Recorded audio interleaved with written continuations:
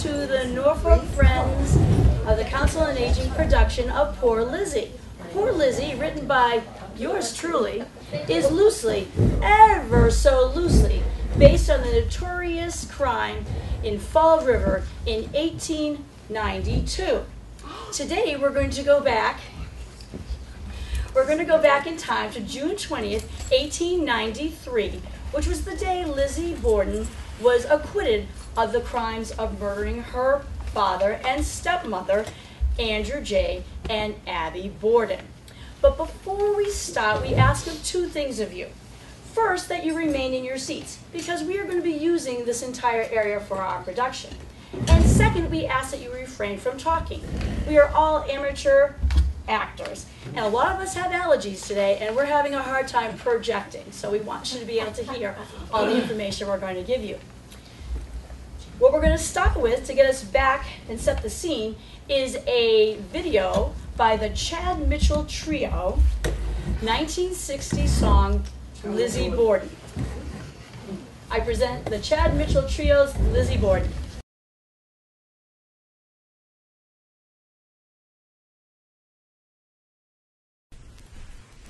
Elizabeth Borden took an axe and gave her mother 40 whacks. And when the job was nicely done, she gave her father 41.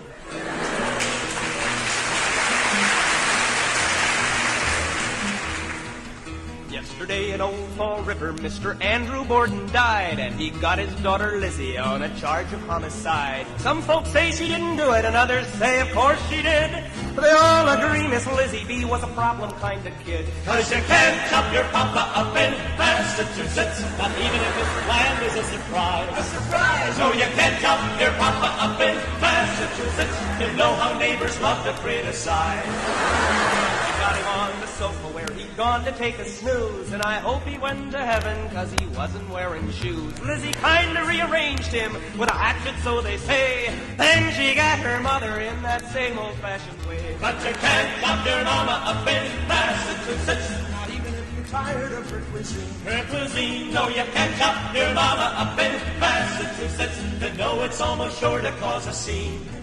Well, they really kept her hopping on that busy afternoon, with both down and upstairs chopping while she hummed a ragtime tune.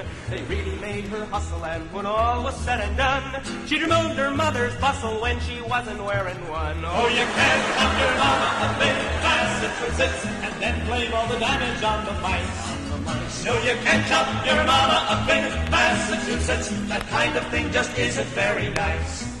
Now, it wasn't done for pleasure, and it wasn't done for spite, and it wasn't done because the lady wasn't very bright. She'd always done the slightest thing that Mom and Papa bid. They said, Lizzie, cut it out. So that's exactly what she did. And get dressed and go out for a walk. No, you can't chop your papa up in Massachusetts. Massachusetts is a far cry from New York. No, you can't chop your papa up in Massachusetts. Shut the door and lock and latch it. Here comes Lizzie with a brand new hatchet. Your papa up in Massachusetts.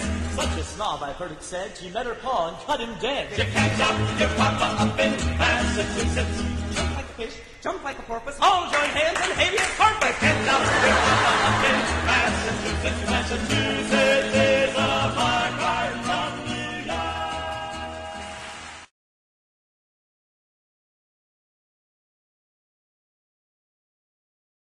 Extra, extra, read all about it. Murder Sarah's found not guilty. Only 2p, get your own copy. Extra, extra, watch your back, she's loose on the streets. It's Lizzie Borden. Oh. What's a girl to do? Can you believe it? I was just found innocent. Innocent of killing my parents, of course. The all-male jury realized that I wasn't capable of swinging an axe so hard, thus causing little blood loss.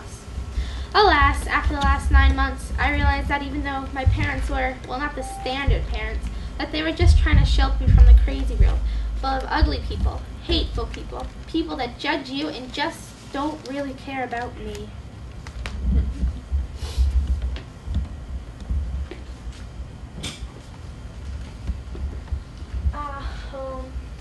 I miss my dad. I miss him so much that I can almost see him lying there so peacefully on the sofa like he did every day.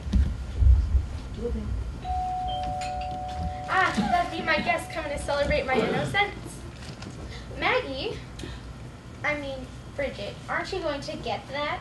I told you before. I quit. Quit. I'm not your maid anymore. I'm going back to Ireland where I belong. I'm not going to deal with any more police investigations. Maggie, I mean, dear Bridget, I paid you through the end of the week. And besides, you owe me tonight, remember? And just how would it look if you of all people leave town the very same day I get acquitted? Oh, okay. But just for tonight. I'm off first thing in the morning.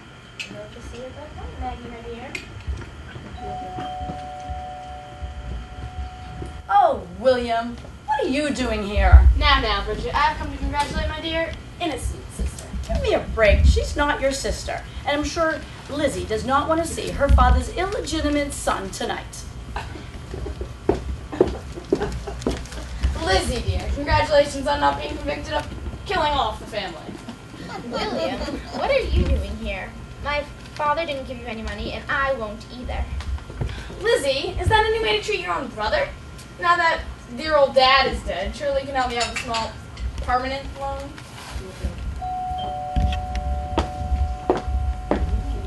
Ah, that'd be my real guess. Go away, William.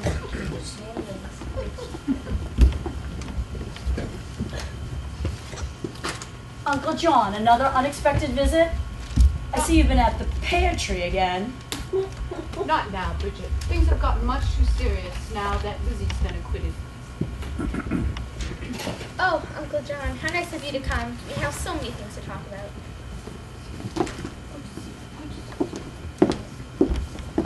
Just who does she think she is?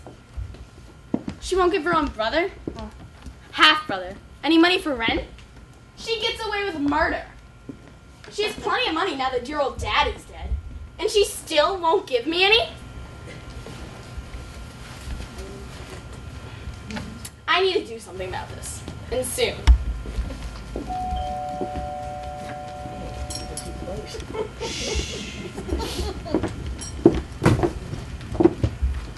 Dr. Bowen, welcome. Evening, Bridget.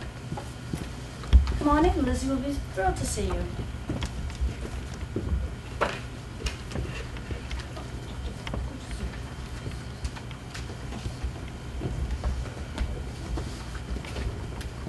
Oh my gosh, can you believe it? Lizzie was acquitted. I'm happy, yet I'm sad. Just look at her hogging up the spotlight again. It's only been a few hours since this horrible trial ended, and she's acting as if nothing happened.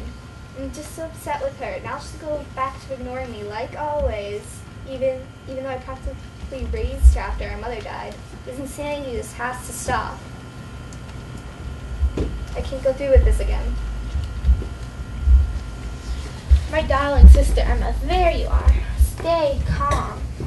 We must keep our wits about us. Come say hello to Dr. Bowen. You remember Dr. Bowen. Yes, Lizzie, I remember Dr. Bowen. After all, he lives across the street. So, Emma, how are you holding up? It's been a very tiring experience. I'm so glad it's over. Over? It's not over. We still need to figure out who killed your parents. Mrs. Bowen was not our mother. Lizzie, this isn't the time to talk about mother. Yes, of course. I'm so upset. I missed important signs. There, Dr. Bowen. You mustn't blame yourself. The Bordens, living and eating like paupers, all the while being incredibly wealthy. And the girls, never happy. Emma so withdrawn. And Lizzie. And the secrets, the terrible rumors. Did you know that Mrs. Borden came to me just days before the murders, thinking the family was being poisoned? I told her it was just summer sickness. I should have done more. Maybe I can still make things right. I knew it. This has gotten out of hand. How did he know about the secrets? Now that Lizzie's been acquitted, the investigation will resume. I need to do something. Maggie, Bridget, please bring some more champagne. I'm going to make a toast. Lizzie, she's just as wicked as the other Bordens. An acorn doesn't fall far from the tree. Maggie do this, Maggie do that. I have worked for the family for 3 years. 3. My name is Bridget. Maggie was the last maid's name. I still can't believe that wicked Mrs. Borden having me wash windows on the hottest day.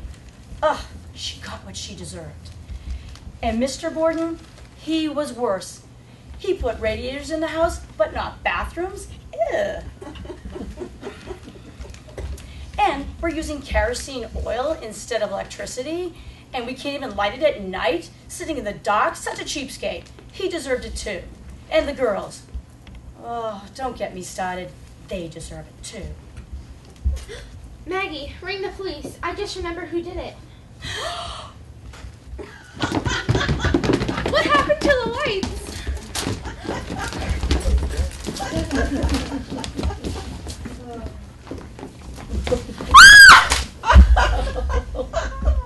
Stand aside, I'm a doctor.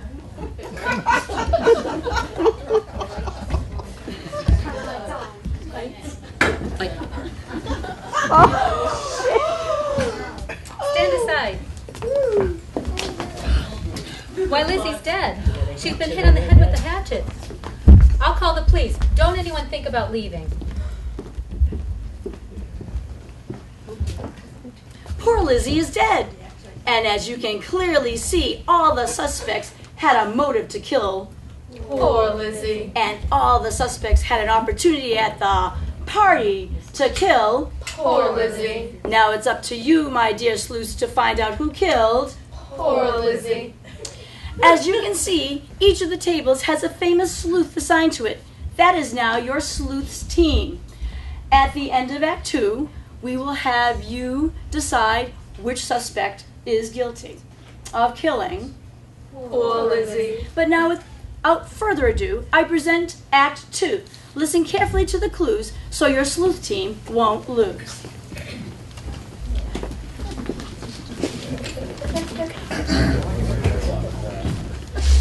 Boy, do I ever have a headache. Papa, Mrs. Borden, what are you doing here?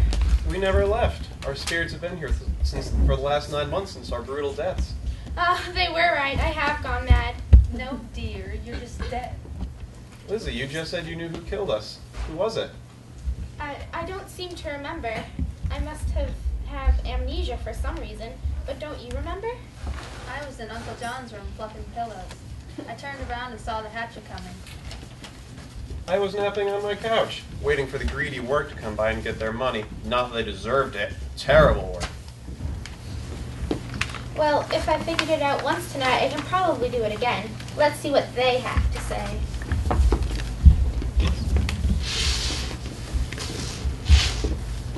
Well, that isn't karma.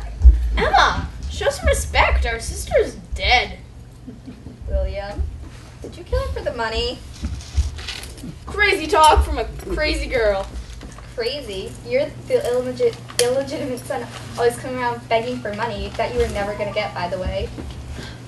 They were warming up to me. I should have told him you stopped by that morning. I wonder what happened to that money Papa got from the bank that morning.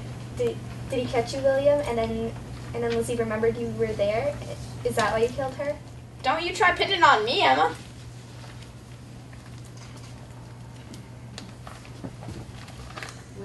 Do you want to read that newspaper? Well, my dear Emma. William. Well, my dear Emma. Well, my dear Emma, you came back earlier than you told the police. I was there, but so were you. It was a true family reunion, and you didn't tell the police about that fact, did you, Emma? How dare you insinuate that I had anything to do with that? You were always so jealous of Lizzie.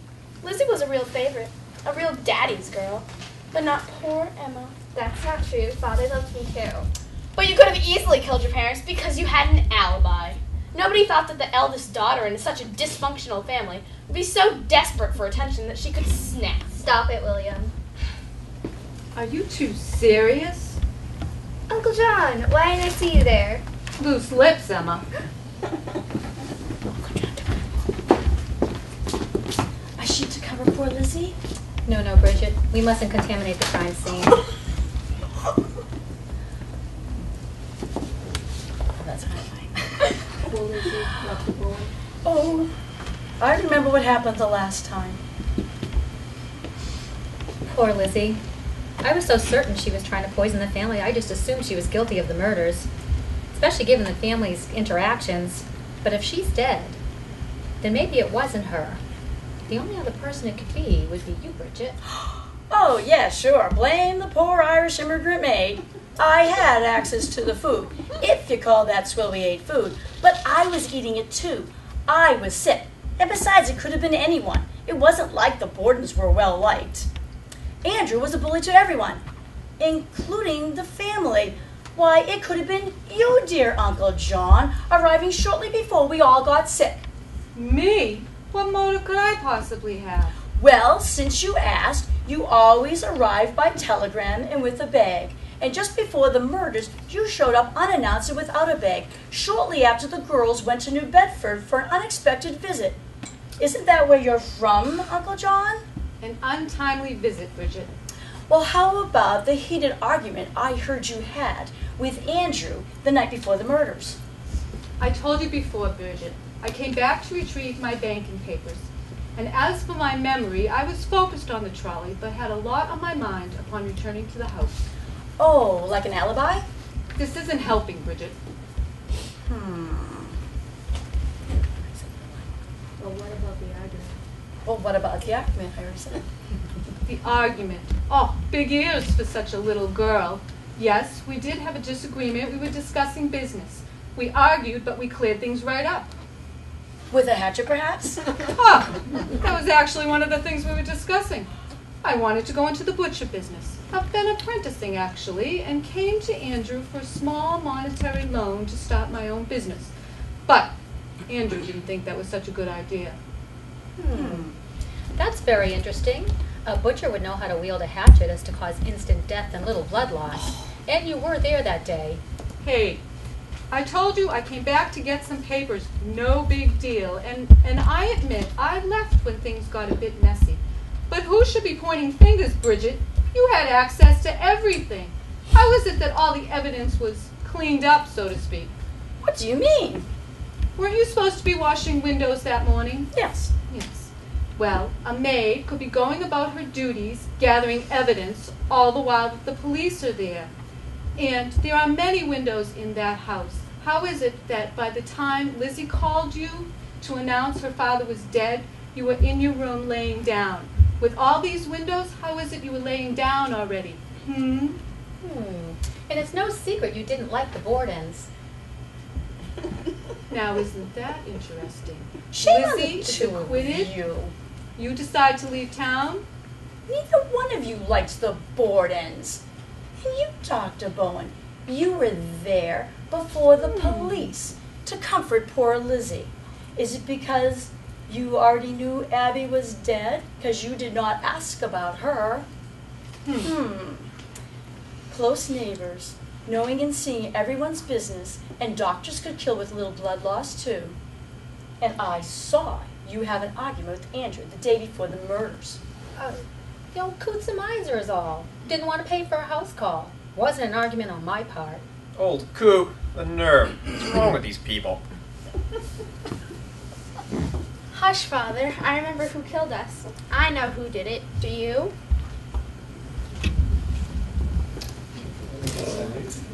And now, my dear sleuths, it's up to you to decide who did it. The cast is coming around with a packet of information for you, and you will decide as a team who did it. Then you will be part of Act 3, and you will be giving us the information that you have decided on the suspect and on the motive. But for now, start sleuthing.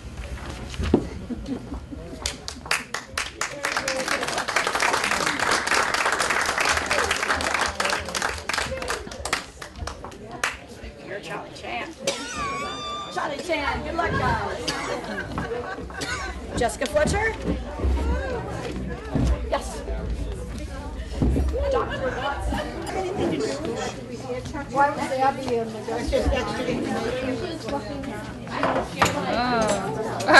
Put in a cookie. Thanks. Yeah. You know. Liz must have made holes in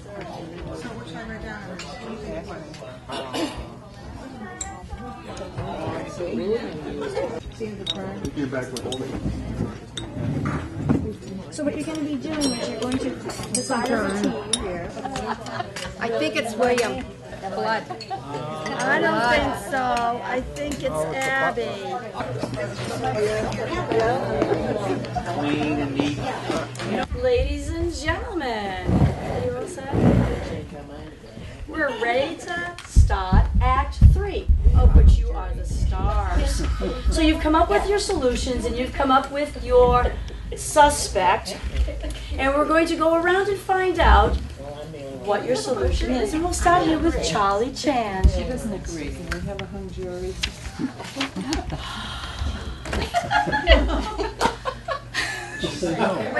No, it's a majority. We voted. Okay. Sorry, you can tell me later who you think it is. Okay.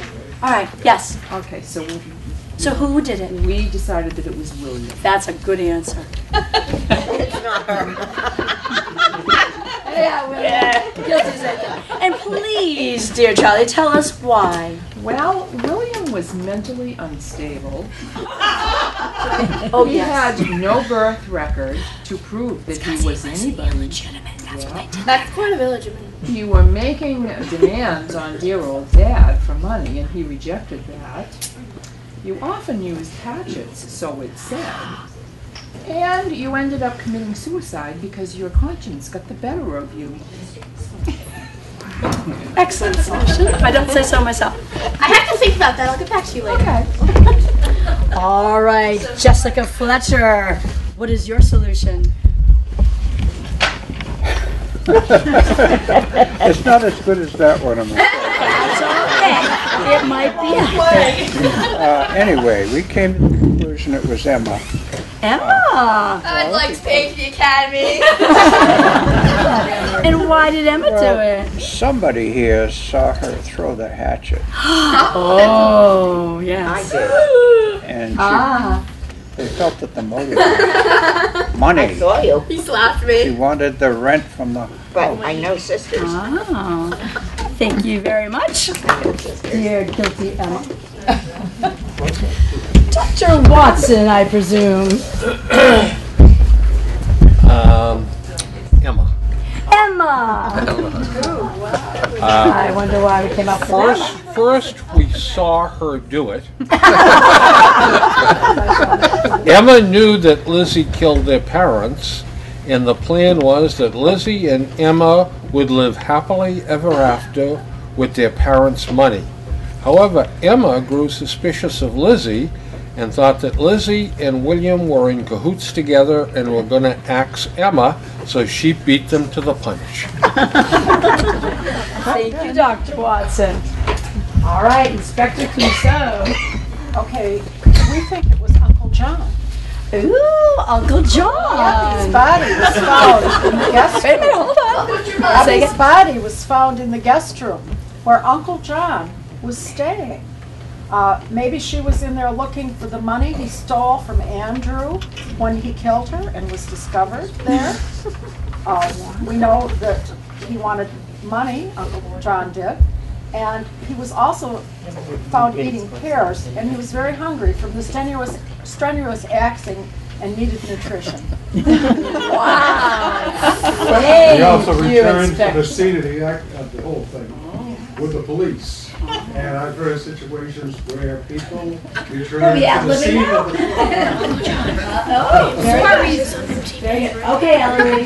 For the most part, most of them were undecided, but we came to the conclusion that Emma must have done it because she wanted to keep the house and the money that was left. Oh, very nice. All right, Dick Tracy. We went with William. I didn't do it. William. Unstable, familiar with axes. I am quite stable. That's what my psychiatrist tells me. And you hung yourself. That shows guilt. Yeah. Oh, very good.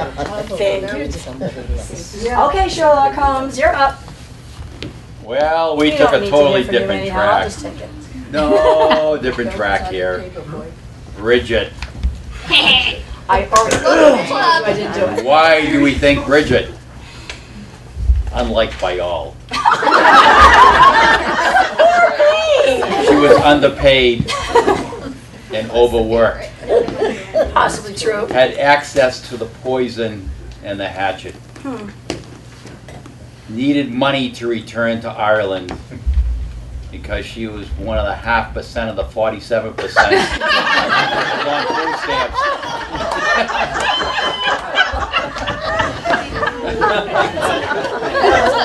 Thank you, Sherlock Holmes. Very good, my friends. All the guilty suspects apparently are here on stage. What we're going to do now is we're going to go backstage and we're going to decide who we think had the best solution. While we're doing that, we're going to give it back to my dear mom, Norma Sherwin, who is going to introduce the best costume.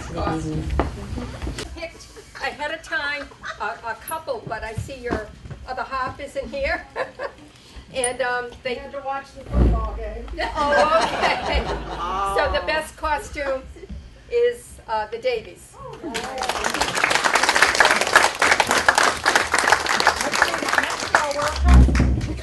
That's your real?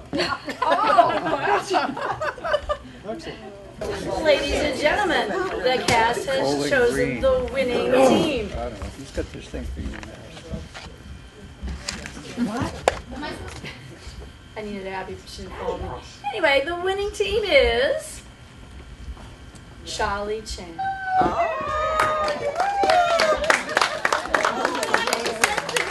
William did it.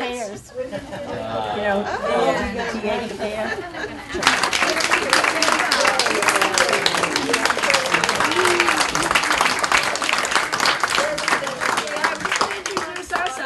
you have it in your program. You can follow along.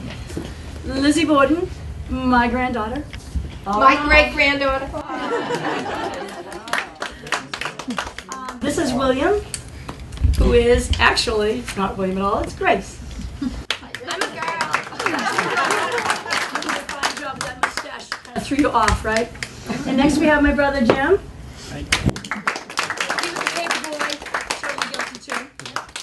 And my niece, Abby Borden, was played by Michelle. And beside him is Andrew, and Andrew is my niece's boyfriend, Jake. Beside that is Michelle's mother, my sister, Jackie. Just like me, I'm the younger sister. Totally not true, but I pull that all the time. But I still didn't do it. And on the and over there we have Uncle John, played by my sister-in-law Carol. And last but not least, at the end we have Emma, played by Katie. We also had some sidekicks going on. My son Bob was our technical support guy, and his fiancée Jen was our also technical support. Tour guide through the Haunted Mansion. Friends is Where's here. my president of the Friends? And we want to thank the friends.